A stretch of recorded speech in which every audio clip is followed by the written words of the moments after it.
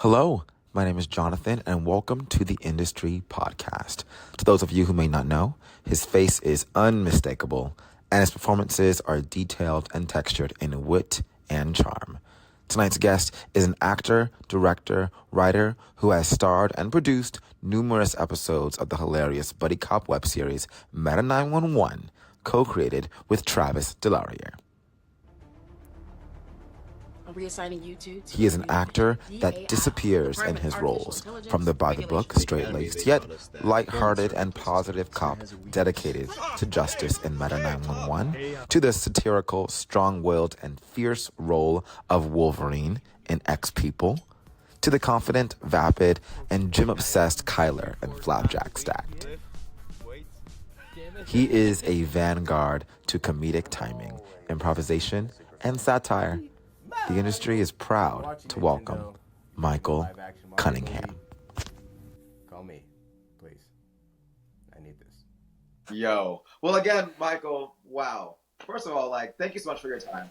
Thank you so much for joining this podcast. I think you know a little bit about, I told you the other day, is that, I'm kind of creating this podcast, the industry podcast, because there's just so many people that want to be in this industry. And I feel like people kind of hear, the Hollywood Walk of Fame story. Like, you walk into a Summer Mall, and they're like, "You kid, get on the show, billboard, house paid for." Walking through a parking lot. Walking through a parking lot, exactly. And so, I think it's good to remind ourselves and for people watching, whenever they watch this, is that the path of success, whatever that looks like to you, especially in this industry, is such a non-linear path. I literally know four things about you. If someone was to be like, "Who's Michael?" I'd be like, he grew up in Boston, or he's from Boston. He's got a dog named Mo. I lived in Boston. You lived in Boston. You're not from Boston. No, from here, from Orange County. You're from Orange County. Grew up in Boston. Yeah. Came back to OC. No. You're not nothing with Boston. I lived in Boston in 5 years after college. So I moved there 2014. I moved back in 2019. So you're from Orange County. And then you went back to school at Biola, which is NOC.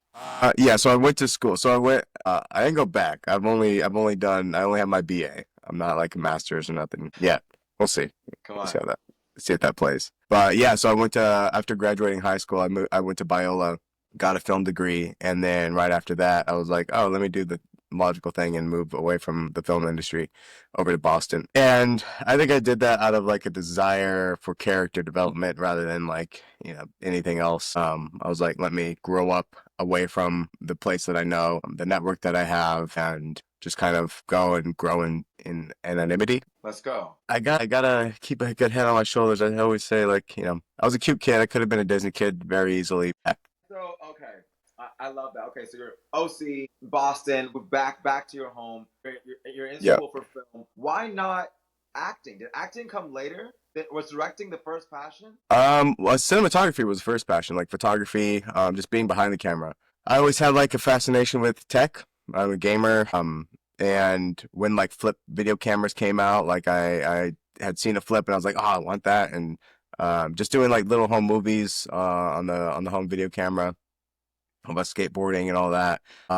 So I would say tech first was my first draw. Wow. And then as a teenager, we would do some sketches for church. That was my first run-in with being on camera, and just had fun with that and just playing different characters. We did this one that was called Snuggies in the Wild, where we ran around the shopping center. I was dressed as a leopard, my brother was dressed as a zebra, and I was chasing him through the shopping center. And that was one of the first videos that we had made. So that's crazy. And then from that, it was just I like making videos. You're this is it. I don't know what it is about churches. Churches do love doing short films. They really do. Yeah. And they love that leper story in the Bible. It's just so visual, I think. Well, ours was. Do you remember the Snuggies? They had designs and patterns on them.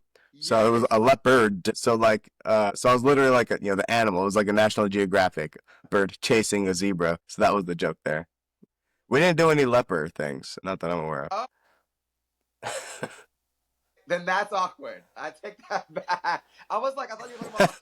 No, you're good. Okay, so moving on. I'm just out of the church. Okay. clear that up. We didn't go touch any leopard. I don't even know a leopard now.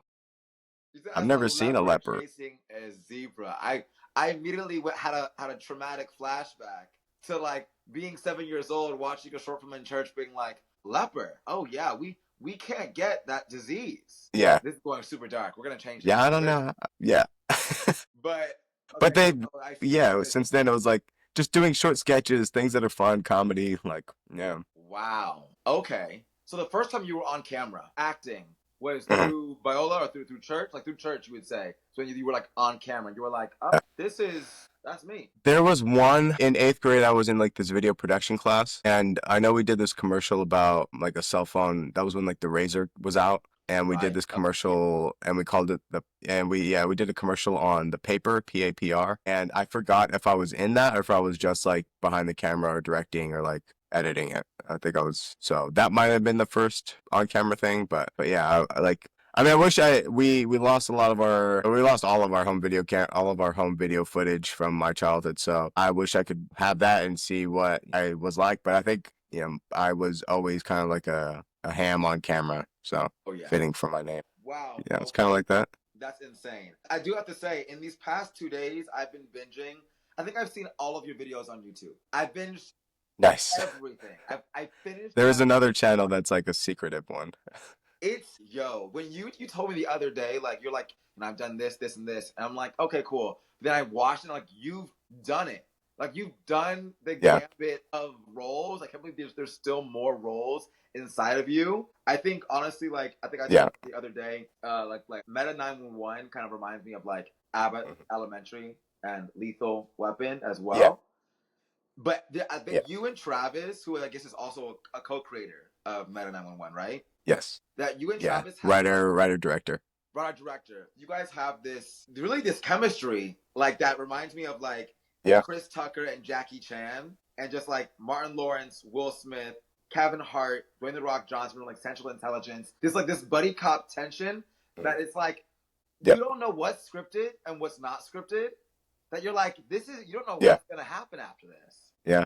How did you? That's good to hear. Like meeting Travis, and that you guys were like, I'm funny, you're funny. Let's create this. Yeah. So that was an instance of my mustache kind of getting me in the room. Yeah. So I'd done this other short horror film called Barbie 2 with my buddy Alex. So we did that. I had my mustache growing out that year, and then Travis saw that because he had done the first one, saw that and was like, yo, he's got a cool mustache. Like, does he, basically asked Alex if he wanted to connect us because he was doing this short horror film. And so my roommate Paul at the time is also a DP. And so I was like, okay, like, yeah, my roommate's a DP. We could shoot it, I could edit it and kind of bring my expertise there to that project. And he was like, dope. Like, we rehearsed it with some of the actors. It's called Book of Nikpana. That's on his channel. And yeah, we did this short horror Western. And from that, he was like, my roommate Paul was moving out at the end of that year, at like November of 23. And so I was like basically living in Anaheim at the time. I was like looking for options as like, to downsize. I was living in like a 2-bedroom and like, I didn't need that.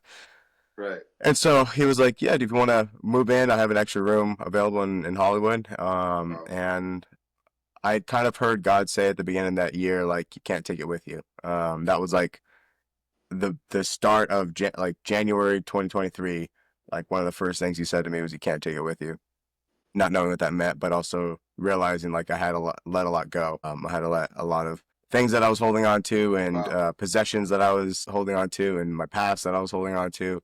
And just kind of get rid of it in order to clear space for the futures. And then that came to fruition at the end of the year where it's like, I have to sell my furniture, basically sell everything, downsize to like consolidate to just clothes and camera gear and some books, computer, a couple toys, game consoles, gaming consoles, just things I'm like, all right, I don't want, because I have like some vintage, it's vintage now, but it's Super Nintendo stuff I grew up with, games that I grew up with, and I'm like, all right, I don't want to have to buy these again at some point, especially if they increase in value. I can bring this to heaven, so thank you so much. Exactly, yeah. And so had to let a lot go, but like, kept what was, what brought me joy, and then made the move to Hollywood. So. Wow. Dang. And you said yes to the adventure. Wow. Come on.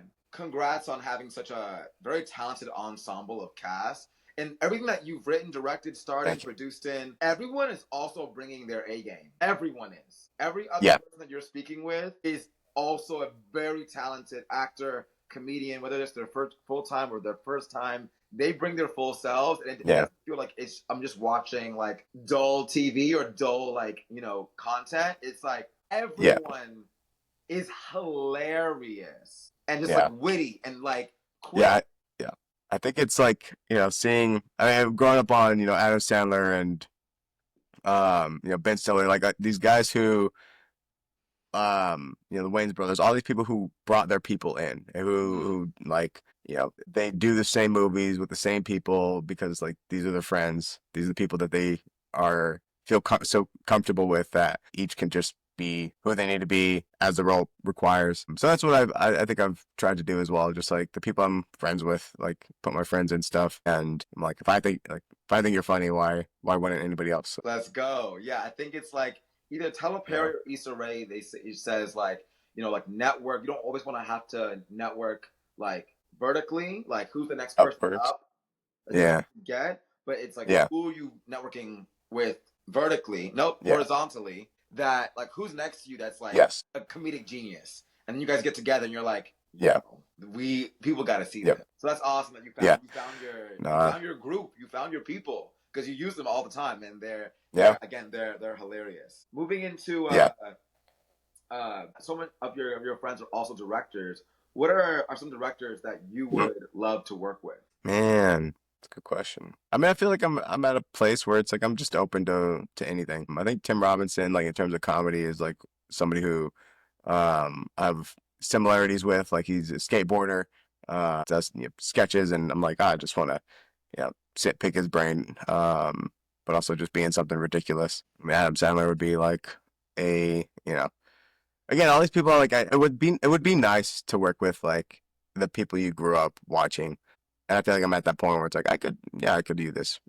Let's go. I could be a role. I could be a character. I could play something. I don't limit myself anymore. Even if even Christopher Nolan, it's like put me in a 10 at 2 or 10 and 2 and whatever it is. Like I just don't. I think I'm just so.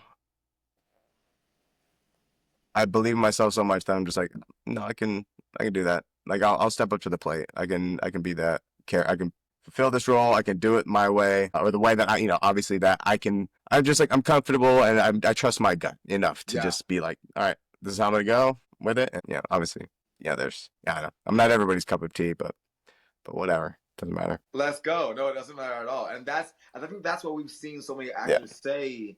When they're interviewed, they're like, how did you become this thing, this entity? Did you grab who you could grab that inspired you? At the end of the day, the performance that you gave is like, no one can do what I can bring, and that's what I brought. You can borrow from the greats, but at the end of the day, you're like, you're gonna get me, and Jake Gyllenhaal is not gonna bring what I can bring.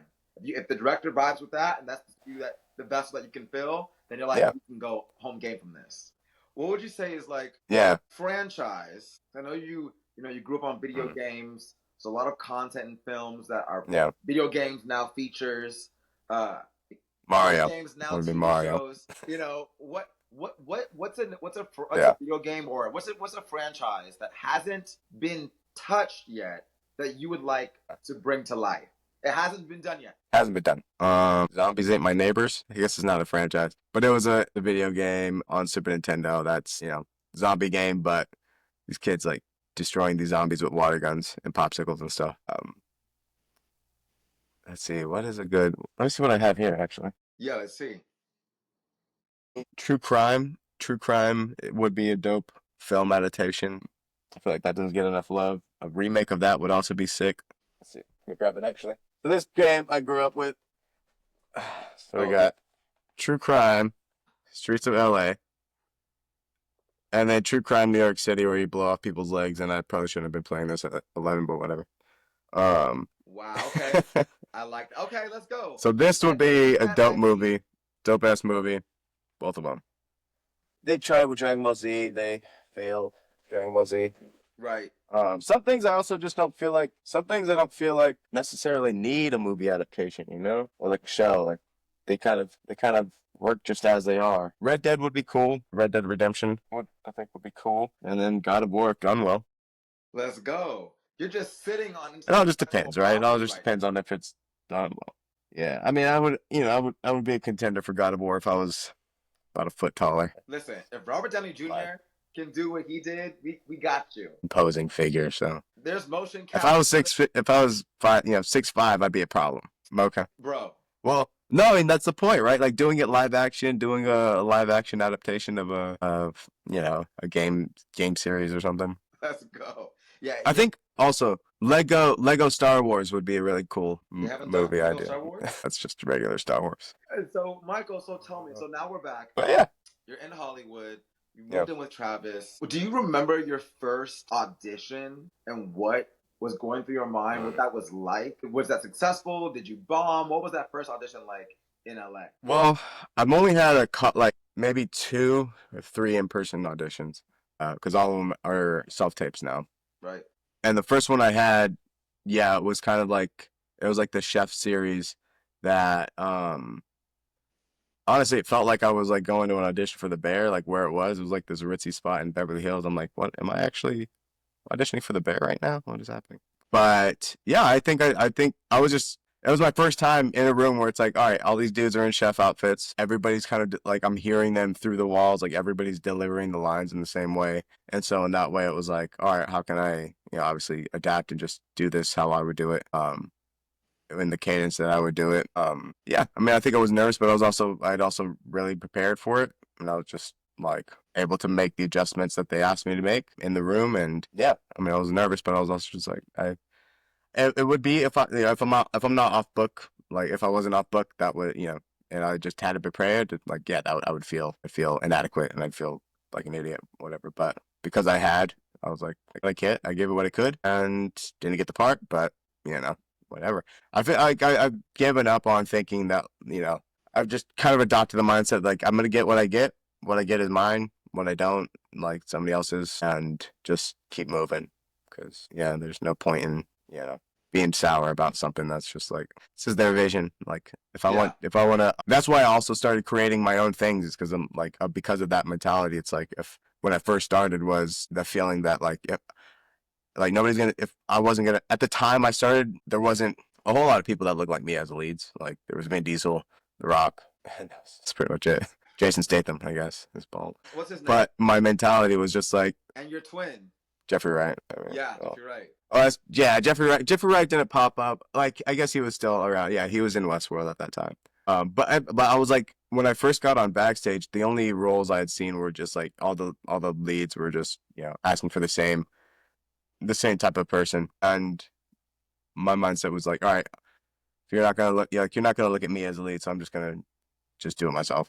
And that's, I think, where my strengths as like a cinematographer, like DP, having worked on like different sets, music videos, like fashion videos, and like short films, all that. I think that's why my reel is so saturated, because, like, well, most of these things I shot, and I know it's like taboo, whatever, but it's like, well, it looks good. Cool, whatever. It looks isn't that what we're here? To like just make things that look, And I'm like, all right, if you think it looks good, if the public thinks it looks good, like, exactly, yeah. I'm like, if I'm able to color it and it looks good to your eyes, if it looks good in most people's eyes, might not look the best to like a professional colorist, but it's like, is that my audience? I mean, I'm here to entertain and make things that are either funny or traumatic and sad, or I guess thrill. I haven't done much action. I should probably look into doing action. I mean, but it's just easier for me to do comedy or drama. Like, well, okay, yeah, I guess so. Okay, cool. It'd be fun to do that's action. The next thing.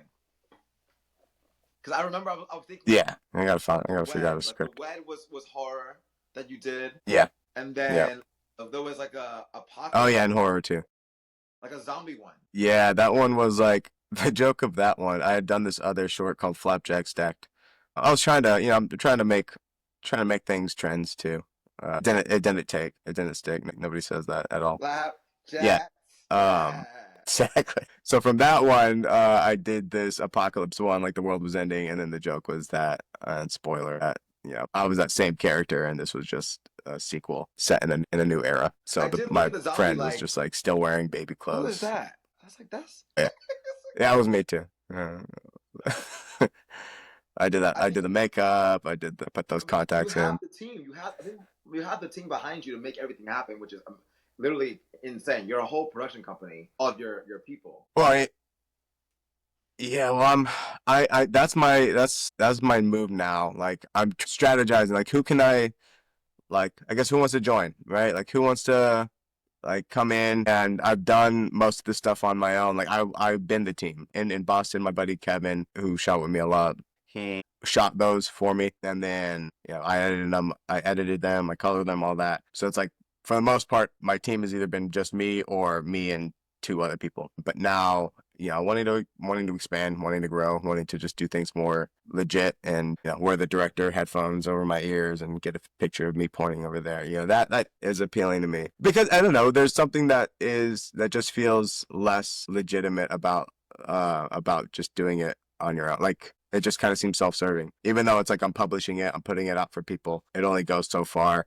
just being one person. So like, I need to build a bigger team. Like, I want to build a bigger team. I want more people involved, but that also comes with self-confidence, and I think that's the one thing that has held me back, is feeling like I was worth other people's time, feeling like I was worth their effort and their skills and their capabilities. I think that's been one. Like, I'm cool with just, I'm confident in myself. I'm confident just like bringing something to a role or whatever it is. But where I have to grow as a person, an individual, is like believing myself as like a leader of other people. And I think what you've taught yourself is, you let me know, is that I think what you taught yourself might also need to be taught to someone else. Like, I think you'll need to cast your people and be like, you have it in you too, and they may not see it, right? Like, they're looking at you and they're like, how do I get in touch with Michael? How can I do that? And I think it may be part of your calling, both as an actor, director, producer, is to find the talent and say, like, be a leader, and say, like, you have it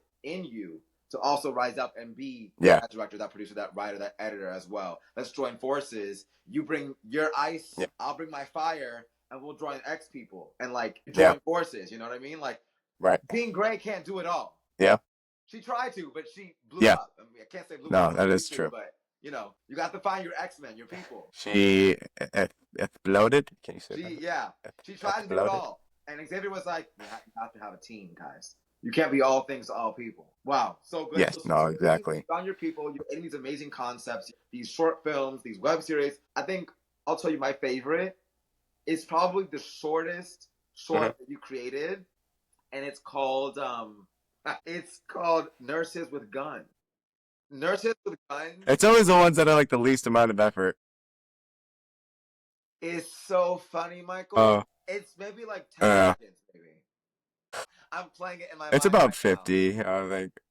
You're like, yeah, about 50. Like, and your body just like, it's the most nonverbal acting you do, and it's so funny.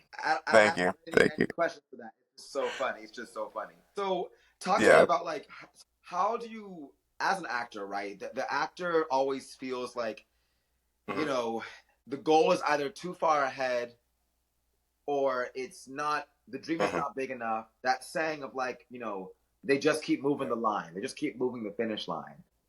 In the actor's journey, right? You don't want to be at the Oscars and finally get the Oscar and be kind of in that, like, depressive state of, like, no, did I live my whole life for this Oscar, but I wasn't enjoying myself along the way to get here, and now I'm in Oppenheimer and I got the Oscar, dope, but, like, I think Cillian Murphy said it is like, like, work begets work, or, like, he didn't say work begets work, but, like, he was like, the reward of this trophy is I'll see y'all on set at 6 a.m. in Santa Clarita. Like, is more work. And so I wanted to ask you, how do you define success, and how do you begin to be proud of yourself every single day with doing the actor, with being a working actor, being a working writer? You're doing it. You're an actor right now, with or without the Oscar, right? How do you define your success and the goals that you have to know that you are making so many huge strides with creating your own content, auditioning, writing, directing, and producing. How are you defining the moment so you don't look back and you're like, was I having fun doing what I was doing all this time? I think that reminds me of college, right? Like there was 4 years, even like high school, but it was more so for college because I felt like, I not felt like I worked way harder for college. And at the end of 4 years, at the end of study abroad, like trips out of the country and films in Indonesia and like just the amount of things that I did during college, working, commuting, all of this stuff. And at the end of it, like walking across the stage, getting that, not diploma, what's the other thing? Bachelor's degree, getting that degree. That night, like I just went home and I was, alone. And I think that's stuck with me because like that was that expectation, like this was going to feel differently. Getting this degree was going to feel differently. But learning from that, just like it is just the memories you make. It is the people that you meet. It is the late nights, like conversations or going to Taco Bell at 2 a.m. That's life. And that is success. If you're able to find people that, you just love and love you and, you're able to just kind of live with people and do life with them. And that's film too. It's like, are you able to enjoy yourself on set with people, with like make friends from the crew to the PAs and then, hear stories, gain inspiration, but also outside of film, like, are you able to make a life outside of film and go to, recitals and your friends, family, like my friends have kids and it's like, am I able to I would like to make it to more things, but they're in OC and my car's has asthma. I would like to do, I'd like to be there. I'd like to be able to just, be there for my people and in all the ways that they were there for me. So I think that's success is just knowing that like, I'm knowing I've already made it. Like the time this whatever we're experiencing here is, I think we are actively creating, our future, our reality, and I've decided just to do that with integrity and intention and trying to find peace in the midst of that, trying to have fun in the midst of that. Balancing the balancing act of life. Obviously can't be all things to all people, but the goal is, if I know the goal being create stories, then what are the steps to get there? And how do I do that in a way that's reflective of my core values, which are just, people have value and people have worth, and showing that just in the way that they, like the way that I speak, the way that I interact, and showing and kind of being an example of excellence and kind of pushing people to challenge themselves. Come on. In ways that like they don't believe that they can. Yeah, because it's like, you go back far enough in my story, it's like it didn't make sense that I'd be here. Like all of that, everything that I went through, like it just, and that's a lot. That's most people's story. It's like most people, you'd be surprised that they are where they are and that they endured what they endured. But hopefully it's like they're able to do that with grace and do that gracefully, live gracefully, live patiently, knowing that other people are going through something as well. And so that's success, is just love people, love what you do it with excellence, and love and stay present in the moment, be attentive, be aware of the beauty of now. The ice cream, I guess. Let's go. I love that. Enjoy ice cream, enjoy sweet, enjoy like taste. Let's go. I love that. Yeah. Because to be honest, it's gonna be good. I'm glad it's being recorded because I blacked out this whole time. Yeah, man, that brings me so much joy and so much hope. That brings me so much hope and so much joy because, like, for a lot of people, success is just waking up, right? Like, I woke up today, like, great. I have another 24 hours to live, make choices, eat fast food, eat cookies, go to the gym, go outside, like, health, right? All of that. So it's good to remind yourself of that, so you're not, 40, 50, 60, 70 years old, thinking I got the thing, but then the thing is just a moment. But the life of an actor, the life of living is really what we're out, right? This is gonna be a rapid fire. Just being fully alive. Go ahead. What were we gonna say? Yeah. No, what were you gonna say? Oh, just being fully alive. What does that mean? Like being fully alive? Yeah. Just diving into life fully. Let's go. Come on. Listen, I'm deep. I'm breathing deeper now. I need to taste the breath going inside of my lungs. Yeah, tastes like LA. Let's go. This is gonna be. I might call this section like last call. Maybe we'll see how that works. It's gonna be like a rapid fire. I have some questions. Have you seen? This is kind of a little rapid fire of the last 10 questions. That have you seen? James Lipton inside the actor studio. Oh my gosh, so good. Basically, Bernard Pivot, who was like a French journalist, he was a like French host. He created these 10 questions, and James Lipton, he is a writer, actor, host, and he's the dean of the Actors Drama School at Pace University in New York City. On like in like the early 2000s, he had like Bravo was like went to the school and began this like series called Inside the Actor Studio, where James Lipton, this dean of acting, he would interview just like very famous actors that came to visit the class of actors. And so these are the last kind of like 10 questions he ends the interview with at all times. So you should watch Inside the Actor Studio. It's like 55 minutes of like all of the greats in like their like the middle, like the turning point of their career before they become like huge. Just like Robert De Niro and like Forrest Whitaker and like Tom Cruise, and you're just like, they're babies. Like, did they know they were going to be superstars at that time? Anyway, here are the questions. Right. First one. What? All right, I'm ready. What is your favorite word? Do I have to say the first one that comes to mind? Oh man, I'm blanking on that. Why am I blanking? That's so easy. Take your time. Favorite word is, it's not even a word. I just want to say nonsense. Sploof. Sploof? That's awesome. What's your least favorite word? Moist. What turns you on? What turns you off? What is your favorite curse word? Is it going to be bleeped out? Yeah. Damn, I got to have some discretion on this one. Probably, You can spell it, maybe. You can spell it. I don't know, fuck. No, I was just doing like Carly or whatever her name was. Carly.